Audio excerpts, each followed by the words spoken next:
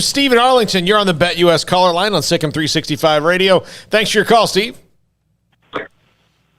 Hey, thanks, guys. Quick question. Don't y'all think for schools like Baylor, our football program, don't you think it's got like 2 years where it needs to really make a big jump, in reference to when the way it's been the last few years, or we might really be in trouble when the dominoes start falling?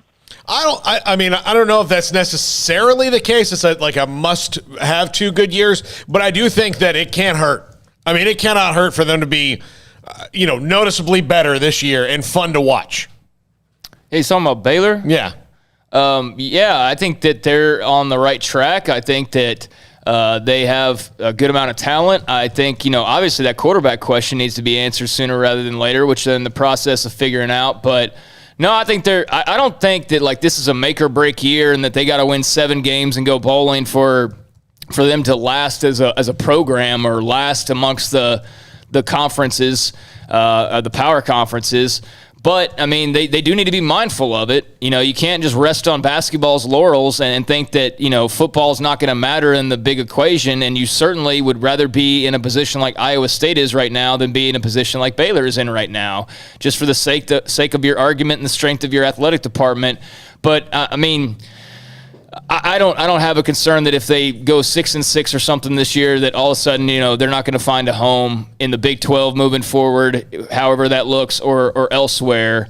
But it is an important year. If Dave Aranda goes out and only wins 4 games, then I think that you have to start questioning what's going on, because last year is a free year, basically. You get a little bit of a mulligan, but now they've had the full offseason. They made coaching changes. He can't go into another offseason and then just wipe out the offensive staff, because then he's going to look like he has no idea what he's doing.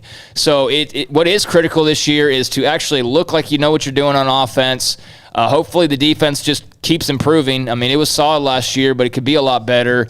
And you just go out there and you win as many as you can, and you make some progress. And as long as there's some progress and some steps forward and a light at the end of the tunnel, then I think people will remain believers. But, if you go and you stumble and you look out of whack on offense again, or you make people have to watch that effort for 12 weeks this time around, there's going to be a lot of calls for Dave Aranda's head. And I would say if they're struggling like that, which I do not expect at all, it would be fair to start questioning things. So, yeah, it's going to be an important season from that regard. From our Rick H., Jimbo Fisher is an elite recruiter. He did it at Florida State with an old broken stadium, outdated facilities. Big 12, A&M, SEC, A&M are not the same.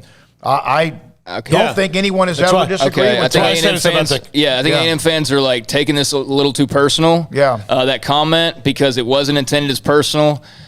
Just saying that what you had as a sales pitch that was different is now the same sales pitch as your biggest rival. That's all we're saying. And it wasn't working as well when Kevin Sumlin was making it, and which is why guess what? They brought in Jimbo Fisher, who can make it better. Guess what? Texas still recruits well without it. Yeah. They'll probably recruit better with it. Now, they can only move up 2 more spots from where they are typically, and no one's saying A&M's not going to be good, or they're going to have more losses or anything like that. I'm just saying that one advantage that you had is now no longer an advantage. That's it. It's not a knock on A&M. Calm down. All right, coming up next, 3:30.